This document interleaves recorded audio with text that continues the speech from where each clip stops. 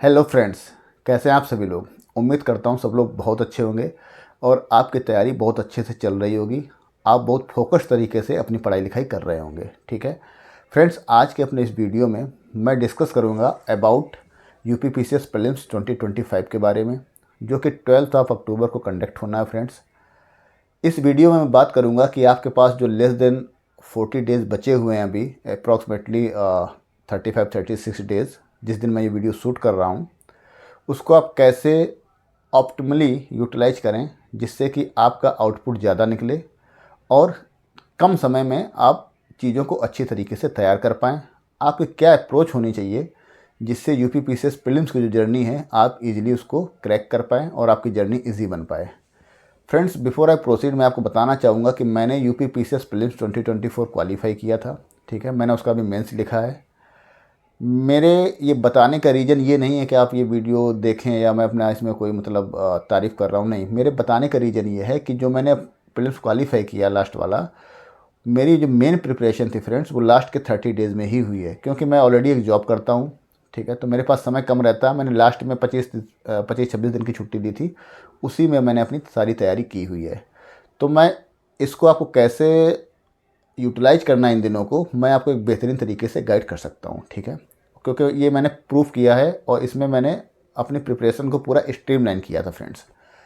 Okay, next मैं आपको ये विश्वास दिलाता हूँ, अगर वीडियो के एंड तक आप बने रहें तो आप इसमें बहुत सारा आपको बेनिफिट होने वाला है और आप 100% मैं श्योरिटी के साथ कह सकता हूँ कि आपका कॉन्फिडेंस लेवल बढ़ेगा, जो कि आपको प्रीलिम्स क्वालिफाई करने में बहुत ही मतलब हेल्प करने वाला है फ्रेंड्स। ठीक है, अब बात करते हैं कि ये वीडियो किसके लिए है। देखिए, अगर आपने अभी तक बुक्स को छुआ नहीं है, आपने अभी तक नहीं पढ़ा है, तो ये वीडियो आपके लिए नहीं है। क्योंकि यूपीपीसीएस एक ऐसा एग्ज़ाम है जो कि स्टेट पीसीएस में मुझे लगता है सबसे one of the toughest exam है यूपीपीसीएस का। तो ऐसा नहीं कि अभी तक आपने पढ़ाई नहीं की और यूपीपीसीएस लास्ट के 30 दिन में आप क्वालिफाई कर जाएँ। ठीक है, अगर आप क्वालिफाई करते भी हैं तो ये मात्र संयोग होगा। ठीक है, ये अपने मेहनत पे आप क्वालिफाई नहीं कर पाएंगे। तो ये वीडियो आपके लिए नहीं है। ये वीडियो उन लोगों के लिए है फ्रेंड्स, जिन लोगों ने अभी तक एक बार रिवाइज कर लिया है, चीज़ें एक बार पढ़ ली हैं। ठीक है, और बाकी चीज़ों को स्ट्रीमलाइन नहीं कर पा रहे हैं, उनके अंदर कॉन्फिडेंस लेवल डाउन है, कॉन्फिडेंस नहीं आ पा रहा है, उनको लग रहा है उनका सिलेक्शन होगा या नहीं होगा। ये वीडियो उन लोगों के लिए है। ये वीडियो फ्रेंड्स उन लोगों के लिए है जिन्होंने इसके पहले भी प्रीलिम्स 2024 का दिया। ठीक है, एक दो बार चीज़ों को रिवाइज कर रखा है, पढ़ रखा है, बट उनकी प्रिपरेशन स्ट्रीमलाइन नहीं हो पाई है। फ्रेंड्स, ये वीडियो उन लोगों के लिए है जो जॉब करते हैं। ठीक है, उतना समय नहीं दे पाए अपनी तैयारी को, अपनी प्रिपरेशन को, तो वो लोग ये वीडियो देखें और इसमें बहुत कुछ आपको सीखने को मिलेगा। तो फ्रेंड्स, चलो शुरू करते हैं। First of all, I would like to request you all, please subscribe my channel and like the video. ठीक है, देखो, बात करेंगे। सबसे पहले मैं बात करूँगा आपको कितना पढ़ना है और कितना अभी इसमें फोकस्ड रहना है। देखिए, अभी से आपके पास इतना समय नहीं है कि इस समय को आप किसी पार्टी में जाके, किसी का बर्थडे सेलिब्रेशन में या कहीं किसी फंक्शन में जाके इस समय को वेस्ट करें। ठीक है, so please I would like to request you all, जितनी भी फ्रेंडशिप है, रिलेशनशिप है, इस समय सब आप छोड़ दीजिए। अगर आपको प्रीलिम्स क्वालिफाई करना है तो भाई साहब आपको हार्ड वर्क करना पड़ेगा, इसमें कोई भी मतलब डाउट नहीं होना चाहिए। ठीक है, second, start putting in 10 to 12 hours regularly. ठीक है, विदाउट एनी डाउट 10 से 12 घंटे आपको पढ़ने हैं डेली। 14 पढ़ लो, अच्छी बात है, इससे कम नहीं पढ़ना है। ठीक है, अच्छे से पढ़ना है और ऐसा नहीं कि पढ़ के फिर सो रहे हैं, उसी में पढ़ रहे हैं, ऐसा नहीं। अच्छे से मेहनत से पढ़ना है और बस 30-35 दिन की बात है, आप जो है 100% क्वालिफाई कर जाएंगे।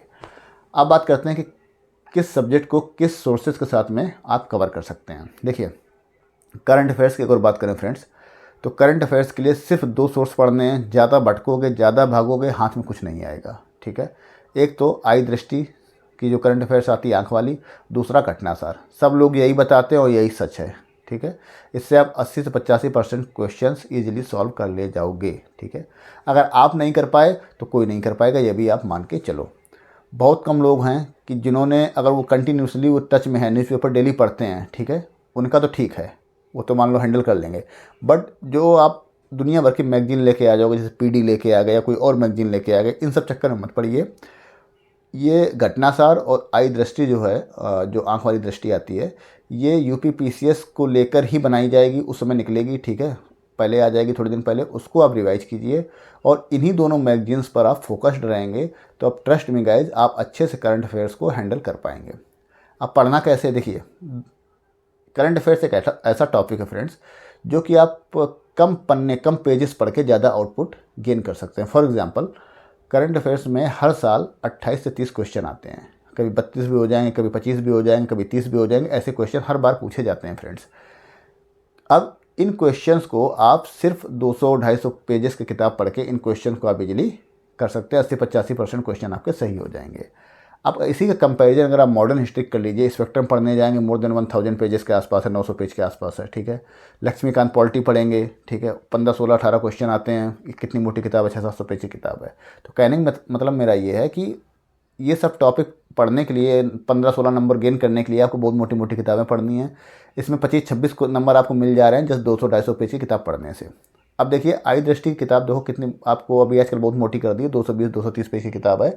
आपको पेजेस देख के डरने नहीं है क्योंकि सारे पेजेस आपको नहीं पढ़ने हैं। जब फर्स्ट टाइम आप रीडिंग मार रहे हो तब तो आपको पढ़ना पड़ेगा क्योंकि आपको डिसाइड करना है कि किस टाइप के मतलब उसमें इंपॉर्टेंट क्या है यूपी पीसीएस प्रीलिम्स के पॉइंट ऑफ व्यू से। आपको कोई पेपर एनालाइज किए होंगे, आप लोग जो फर्स्ट टाइमर हैं उनको पेपर एनालाइज करना है पहले पीवाईक्यू, तो आपको आइडिया लग जाएगा किस टाइप के क्वेश्चंस पूछे जाते हैं पीसीएस प्रीलिम्स में करंट अफेयर्स से। तो वैसे ही क्वेश्चंस आपको अंडरलाइन करने हैं, हाईलाइट करने हैं, टाइम है तो नोट्स बना लो, ठीक है, किसमें, आई दृष्टि से। तो जब सेकेंड टाइम आप रिवीजन करोगे तो आप पाओगे कि कुछ ऐसे पेजेस हैं जिसमें आपके काम की बात सिर्फ 1-2 लाइन में ही ख़त्म हो जाती है और बाकी पूरे पेज में कुछ आपके काम का है ही नहीं, ठीक है। ऐसे बहुत सारी आई दृष्टि में आपको पेजेस मिलेंगे जिसमें पूरे पेज में 5-6 लाइन ही होंगी जो आपके काम की होंगी। तो कहने का मतलब मेरा ये है फर्स्ट टाइम तो आपको टाइम लगेगा, बट जब सेकेंड टाइम आप रीडिंग करोगे वो टाइम 1/4 1/3 टाइम रिड्यूस हो जाएगा आपका, ठीक है। तो आप कम समय में उसको 2 से 3 बार रिवाइज कर सकते हैं। Same goes for your Ghatnasar. तो दोनों मैगजीन को 2-2 से 3-3 बार रिवाइज करना है। करंट अफेयर से भाई साहब आपको फोकस्ड रहना है। ये क्या है, ये आपको दूसरे एस्पिरेंट से एज देगा। जो बंदे करंट अफेयर्स पे इतना फोकस्ड नहीं है उनका स्टैटिक पोर्शन अच्छा है बट करंट अफेयर्स वीक है, ठीक है। आपका करंट अफेयर्स अच्छा बट स्टैटिक थोड़ा बहुत वीक है, चल जाएगा भाई साहब, आप इन हो जाओगे, बंदा आउट हो जाएगा। क्योंकि करंट अफेयर्स एक ऐसा सब्जेक्ट है जो आपको इस पार से उस पार ले जाने में मदद करेगा। आई थिंक मैंने यहाँ तक जो आपको बातें बताई समझ में आई होगी। और मैं आपको अगेन रिक्वेस्ट करूँगा ज़्यादा सोर्सेज के चक्कर में मत भागो, जो पढ़ रहे हो उसको मल्टीपल टाइम रिवाइज करो। तो करंट अफेयर्स के लिए सिर्फ 2 सोर्सेज, घटनाचक्र एंड आपका घटनासार, ठीक है, दोनों को रिवाइज करना है। एटलीस्ट 2 से 3 रीडिंग आपको मारनी ही मारनी है, इसमें कोई डाउट नहीं होना चाहिए। अब बात करेंगे फ्रेंड्स स्टैटिक सब्जेक्ट्स की कि कैसे कौन सा सब्जेक्ट कहाँ से प्रिपेयर करना चाहिए। देखिए जिन लोगों ने घटना चक्र पढ़ी है, जो घटना चक्र के सब्जेक्ट वाइज जो एमसीक्यू की बुक आती है पीवाईक्यू से रिलेटेड, तो उन्होंने नोट्स बनाए होंगे, उन्होंने हाईलाइट किया है, तो उनके लिए ठीक है, घटना चक्र रिवाइज कर लेंगे। बट जिन लोगों ने अभी तक घटना चक्र नहीं पढ़ी है उनके लिए मैं एक रामबाण बताने जा रहा हूँ, वो आप ध्यान से सुनिए। आप 1990 से लेके या 1990 या 1992 आई थिंक है, वहाँ 1990 से लेके 2024 तक की एक पीसीएस की किरण पब्लिकेशन है और भी पब्लिकेशन है, उसकी बुक आती है आपका पीवाईक्यू की, यूपी पीसीएस पीवाईक्यू, ठीक है। यूपी पीसीएस पीवाईक्यू की बुक लेके आइए भाई साहब आप लोग, और उसमें क्या कीजिए, उसके आप 1 से 2 बार उसको लगा लीजिए। इससे क्या होगा फ्रेंड्स, आपके जितने भी यूपी पीसीएस में फैक्ट बेस्ड क्वेश्चन आते हैं वो आप इजीली से हैंडल कर पाएंगे। ट्रस्ट में आपको बहुत ज़्यादा भागने की आवश्यकता नहीं, जितने भी फैक्ट बेस्ड क्वेश्चन है वो आप हैंडल कर पाएंगे। जैसे कि मैं आपको एग्जांपल देके बताना चाहूँगा, पॉलिटी का एग्जांपल ले लो। पॉलिटी में जितने आर्टिकल्स पूछे गए हैं 1990 से 2024 तक, आप बस उन्हीं आर्टिकल्स को तैयार कर लो, मतलब 110% मैं आपको गारंटीज कर सकता हूँ उसी में से फंस जाएगा, ठीक है। इतनी बार आर्टिकल वो पूछ लिए गए होंगे, इंपॉर्टेंट आर्टिकल, जितने भी पार्ट पूछे गए, जितने भी शेड्यूल पूछे गए, ठीक है, उन्हीं को आप रिवाइज कीजिए। जो भी कमेटीज पूछी गई हैं, जो भी उसमें आपके क्या बोलते हैं केसेस पूछे गए, केशवानंद भारती, गोलकनाथ, शंकरी प्रसाद, सारा कुछ वही आपको रिवाइज करना, उसी का आपको नोट्स बनाने हैं, उसको आप हाईलाइट कर लीजिए। ये तो हो गई पॉलिटी की बात, ठीक है। Same goes for history, ancient, medieval and modern. जो क्रोनोलॉजी बेस्ड क्वेश्चन आते हैं तो वो क्वेश्चन ऑलरेडी उसमें पूछे जा चुके हैं, ठीक है। पूना पैक्ट कब आया था, पूना पैक्ट पहले आया था या पहले साइमन कमीशन आया, या आपका पूना पैक्ट कब साइन हुआ, और क्या बोलते हैं आपका जैसे क्रिप्स मिशन कब आया, ठीक है। उसके बाद में आता है कि रिवॉल्ट से रिलेटेड क्वेश्चन आते हैं, ट्राइबल रिवॉल्ट, ठीक है। तो ये बहुत सारी इसके 1857 से रिलेटेड क्वेश्चन आते हैं, गांधीयन मूवमेंट से क्वेश्चन रिलेटेड आते हैं। तो ये सारे क्वेश्चन उसमें ऑलरेडी पूछे जा चुके हैं। तो मोस्ट ऑफ द क्वेश्चंस आप यहाँ से हैंडल कर लेते हैं। सेम आपका goes for your science also, physics में, केमिस्ट्री में एंड आपका बायोलॉजी में रिपीटेड क्वेश्चंस बार बार पूछे जाते हैं, रिपीटेड थीम से क्वेश्चन आते हैं। 2024 में लोग बोल रहे हैं कि PYQ से क्वेश्चन नहीं आए। मैं इस बात से एग्री करता हूँ, नहीं आए, लेकिन इनडायरेक्टली डायरेक्टली अगर आप PYQ पढ़ चुके हैं तो आप क्वेश्चंस में जो ऑप्शन दिए हैं उनको आप एलिमिनेट कर सकते हैं ईजिली, ठीक है। और ऐसा नहीं क्वेश्चन नहीं पूछे, काफ़ी क्वेश्चन ऐसे थे जो इनडायरेक्टली PYQ से पूछे गए थे 2024 के एग्जामिनेशन में भी। तो आपको, अगर आपने PYQ सही से किया है, तो जो लोग नहीं करके जा रहे हैं उनसे आपका एक स्टेप आप फॉरवर्ड ही रहोगे, पीछे नहीं रहोगे, ठीक है, ये गारंटी है। तो जैसे पॉलिटी हो गया, जैसे आप एंशियंट और मिडाइवल में पूछता है पदाधिकारियों के बारे में, मॉडर्न पीरियड में कौन सा किसको क्या बोलते थे, कौन सा पदाधिकारी को क्या बोलते थे, ठीक है। उसके अंदर बहुत सारे वॉर पूछता है, ठीक है, बक्सर का युद्ध कब हुआ, ये युद्ध कब हुआ, ऐसे करके मिलाने को दे देगा। तो ये सारे क्वेश्चन ऑलरेडी पूछे जा चुके हैं। तो इनको अगर PYQ आप सही से तैयार करोगे UPPCS में, तो आपका यहीं से फैक्ट बेस्ड जितने भी क्वेश्चन हैं वो आपके तैयार हो जाएंगे, ठीक है। जैसे मान लो ब्लैक सी के आसपास कौन कौन सी कंट्रीज हैं, कैस्पियन सी के आसपास कौन कौन सी कंट्रीज हैं, ये क्वेश्चन ज्योग्राफी का रखे हैं, ठीक है। फॉर एग्जांपल आपका मैनचेस्टर किस लिए फेमस है। तो ये सब क्वेश्चन ऑलरेडी पूछे जा चुके हैं फ्रेंड्स। तो कहने में मेरा मतलब ये है कि अगर आप PYQ लगाएंगे UPPCS की, तो आप बहुत सारे फैक्ट बेस्ड क्वेश्चन ज्योग्राफी के, आपके हिस्ट्री के, एंशिएंट, मिडाइवल, मॉडर्न एंड आपके politic question, environment question, science question आप ऐसे ही हैंडल कर लेंगे, ठीक है। एक तो ये हो गया जी। अच्छा, जिन्होंने घटना चक्र लगा रखी है पहले से, या उन्होंने उसके पोर्शन हाईलाइट कर रखे, नोट्स बना रखे, किसी फॉर्म में जिन्होंने घटना चक्र पढ़ रखी है, वन लाइनर पढ़ रखी है, तो उनको PYQ लगाने की ज़रूरत नहीं है। ये मैं शॉर्टकट बता रहा हूँ उन लोगों के लिए, ये मैंने खुद किया हुआ है, जिनके पास टाइम नहीं, जो जॉब करते हैं, या जिन्होंने अभी तक घटना चक्र नहीं सुई है। तो क्योंकि अब अगर आप घटना चक्र लगाने बैठेंगे तो हिस्ट्री की घटना चक्र मुझे लगता है अकेले 700 पेज की है, तो आप घटना चक्र ही लगाते रह जाएंगे, बाकी सब्जेक्ट आपके कवर नहीं होंगे। तो अभी क्या, आप 35 दिन में आपको सिलेक्टिव पढ़ना है, जो रिपीटेड थीम है उनसे पढ़ना है, ठीक है, और उन्हीं के क्वेश्चंस आपको लगाने हैं। तो PYQ मैंने बता दिया आपको, ठीक है, ओके। अब बात करते हैं, ये तो हो गए फैक्ट बेस्ड क्वेश्चन कैसे हैंडल करने हैं। सेकेंडली, अगर आप अफोर्ड कर पाओ तो किसी भी एक टेस्ट सीरीज़ आप ले लीजिए, किसी भी रिप्यूटेड इंस्टीट्यूशन की, और मुझे लगता है आजकल तो टेलीग्राम वगैरह पे फ्री में टेस्ट सीरीज़ मिल जा रही हैं, उनको ले लीजिए और उससे भी आप क्वेश्चन 1-2 टेस्ट सीरीज लगा डालिए। मतलब एक किसी इंस्टीट्यूट की टेस्ट सीरीज पूरी लगा लीजिए। उससे क्या होगा, उसमें भी फैक्ट बेस्ड क्वेश्चन बहुत सारे दिए होंगे, कॉन्सेप्ट बेस्ड क्वेश्चन भी होंगे जो रिसेंट ट्रेंड पे आ रहे हैं, तो उनको भी सॉल्व कर लीजिए। जिन्होंने घटना चक्र नहीं लगाए, मैं फिर रिपीट कर रहा हूँ, जिन्होंने घटना चक्र लगाए उनको टेस्ट सीरीज लगाने की आवश्यकता नहीं है, ठीक है। तो आपने PYQ कर लिया और एक टेस्ट सीरीज लगा ली। अगर टेस्ट सीरीज के आपको टेस्ट सीरीज नहीं मिल रही है, या आप अफोर्ड नहीं कर पा रहे हैं, कोई बात नहीं, आप PYQ लगाओ। मैं दूसरा चारा बताता हूँ आपको क्या करना है। देखिए, ये सबके लिए होने वाला है। देखो, PYQ सबके लिए है। PYQ वाली बुक लगानी है, या तो घटना चक्र से लगा लो, या PCS की PYQ लेके आओ, वो लगा लो। सेकंड क्या करना है कि आप पर्टिकुलर सब्जेक्ट का ना यूट्यूब पे जाओ। जैसे फॉर एग्जांपल आपने डाला एंशिएंट हिस्ट्री, आगे लिख दो UPSC। इसमें प्रतीक नायक सर ने एंशिएंट हिस्ट्री पढ़ाई है इंग्लिश में, ठीक है। जो हिंदी वाले हैं उनके लिए वो लोगों ने एंशिएंट, मिडाइवल और मॉडर्न हिस्ट्री पढ़ा रखी है। आप उनके वीडियो देख लीजिए, जो टीचर आपको सूट करता है उस हिसाब से आप वीडियो देख लीजिए। तो मेरे हिसाब से प्रतीक नायर इंग्लिश मीडियम के लिए अच्छे टीचर हैं। आप उनका एंशिएंट हिस्ट्री का वीडियो देख लीजिए, मिडाइवल का देख लो, मॉडर्न का देख लो। इससे क्या होने वाला है फ्रेंड्स कि आपका जो कॉन्सेप्चुअल क्लैरिटी है ना about the subject, particular subject, वो आपका क्लियर हो जाएगा। तो आपने क्या किया, आपके फैक्ट बेस्ड क्वेश्चन तैयार हो गए। इससे क्या बोलते हैं, PYQ से, या आपने टेस्ट सीरीज लगाई उससे, या आपने घटना चक्र पढ़ी उससे। आपका कॉन्सेप्चुअल क्लैरिटी होना बहुत ज़रूरी है, क्योंकि क्रोनोलॉजी बेस्ड क्वेश्चन पूछे जाते हैं, आपको क्लियर नहीं होगा। स्टेटमेंट बेस्ड क्वेश्चन पूछे जाते हैं, आपको क्लियर नहीं होगा जब तक आपके कॉन्सेप्ट क्लियर नहीं है। तो कॉन्सेप्चुअल क्लैरिटी के लिए मैराथन वीडियो 1.5 बहुत आराम से पढ़ाते हैं। 1.5 1.75 के स्पीड में आप उसको वीडियो को देख सकते हैं, और कम समय में ज़्यादा आउटपुट आपको मिलने वाला है। और ऐसे नहीं कि आप मूर्ति की तरह बैठ के, स्टैच्यू की तरह बैठ के आप वीडियो देख रहे हैं, नहीं। प्लीज़ पेन लीजिए, कॉपी लीजिए, जो पढ़ा रहे हैं उसको साथ साथ में लिखते चलिए, छोटे छोटे पॉइंट्स बनाते चलिए, जिससे कि आपका लास्ट टाइम जो रिवीजन है ना, आप उन्हीं नोट से रिवाइज कर पाएँ चीज़ों को, ठीक है। ये हो गया हिस्ट्री वाला part, ancient, medieval and modern. तीनों के लिए आप प्रतीक नायर सर के वीडियो देख लीजिए, या बाकी और भी लोग पढ़ाते हैं हिंदी में, जिसको जो टीचर सूट कर रहा हो वो आप उसके हिसाब से देख सकते हैं। क्योंकि UPSC का भी प्रीलिम्स का एग्जाम हुआ था 2025 में, तो बहुत लोगों ने वीडियोज़ डाले हुए हैं, आप वहाँ पर जाके देखिएगा यूट्यूब पर, ठीक है, फ्री में है, कोई दिक्कत नहीं है।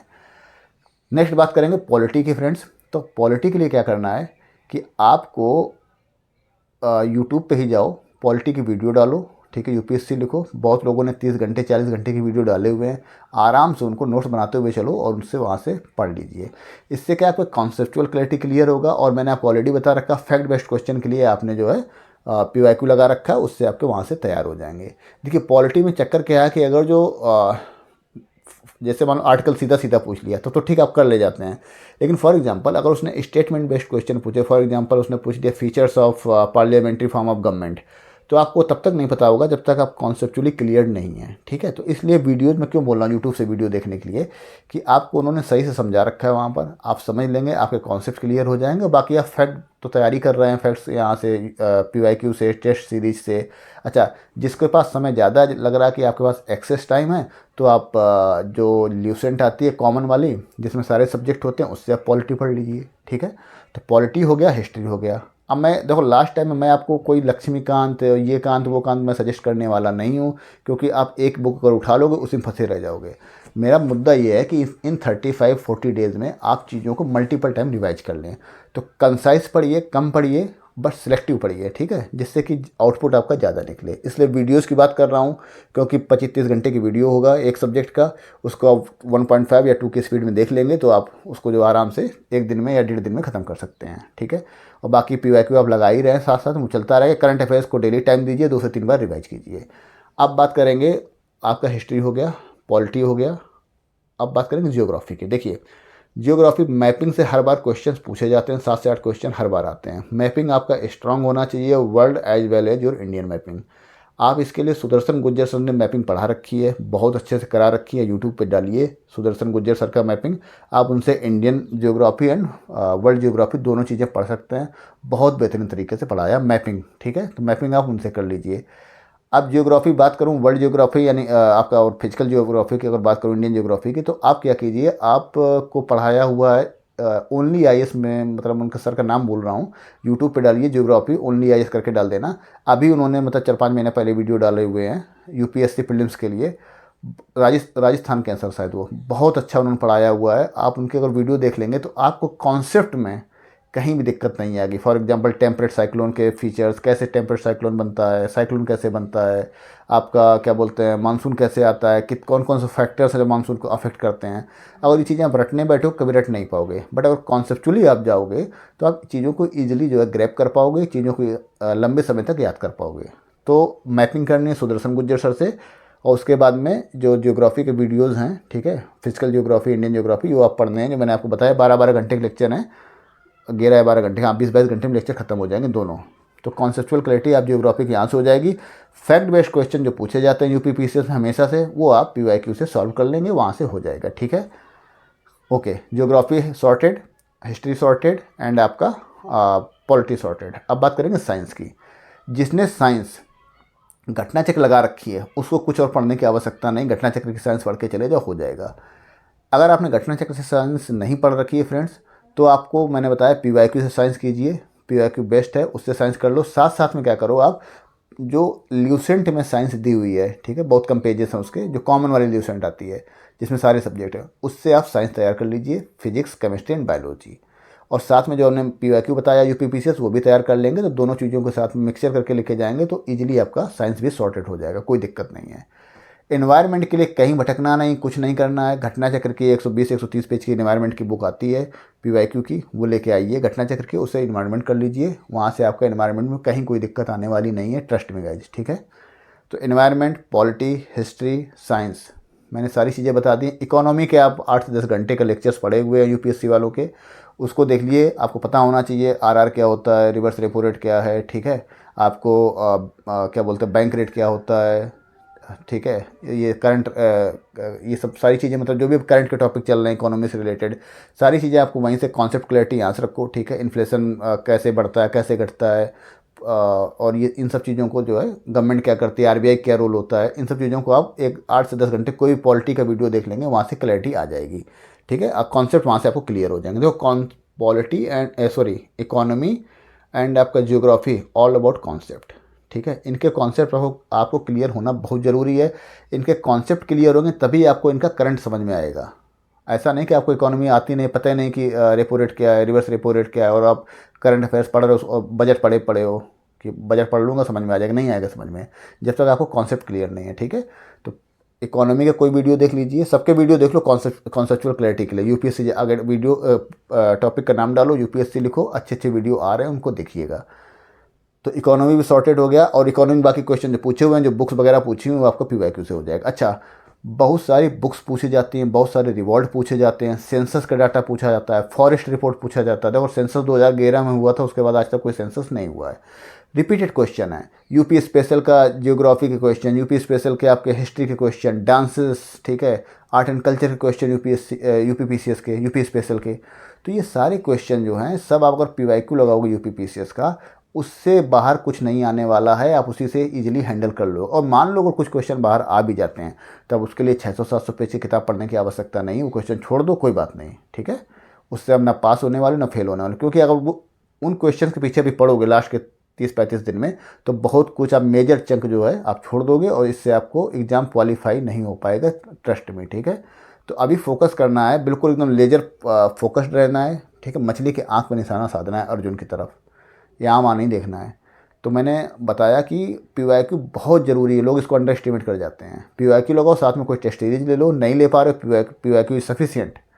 और जो मैंने वीडियोज बताए साथ साथ में वीडियो देखते चलिए। ठीक है, तो जो नॉर्मल वाले आता है ना, सेंसस, ये डांसेस, बुंदेलखंड का डांस पूछ लेगा, कभी ईस्टर्न यूपी के डांसेस पूछ लेगा। ठीक है, ये और यूपी स्पेशल के बहुत सारे क्वेश्चन हैं। ठीक है, वो सारे क्वेश्चन आपका सेंसस क्वेश्चन, फॉरेस्ट रिपोर्ट, ठीक है, और क्या बोलते हैं, रिवॉल्ट वगैरह के क्वेश्चन जो आते हैं, बुक्स रिलेटेड कौन सी बुक किसने लिखी है, ये सारे क्वेश्चन आपके पीवाईक्यू में आए हुए हैं, वहाँ से आप इजीली इनको हैंडल कर पाएंगे।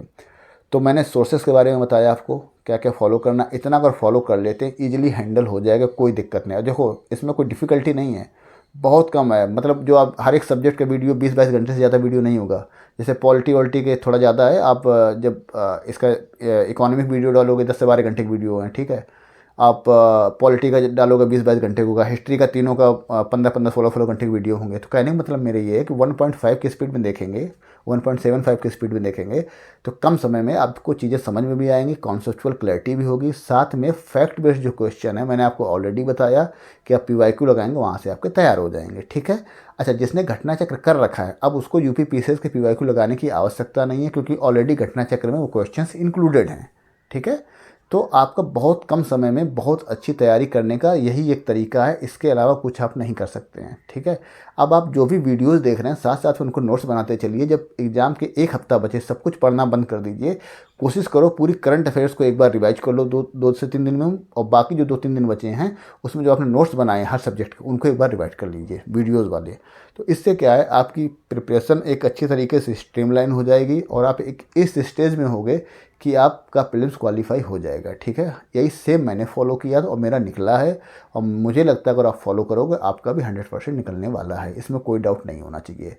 सो I think I have made myself very clear till now friends, and I hope आपको ये वीडियो अच्छा लगा होगा। अगर ये वीडियो अच्छा लगे तो please like and subscribe my video. ठीक है, चैनल को सब्सक्राइब कीजिए, इससे एक मोटिवेशन मिलता है, बहुत मेहनत लगती है एक वीडियो बनाने में फ्रेंड्स। ठीक है, मैं भी तैयारी कर रहा हूँ प्रीलिम्स की आपकी तरह, and wish you all the best. भगवान करे आप सबका प्रीलिम्स क्वालिफाई हो। Thank you so much for watching this video.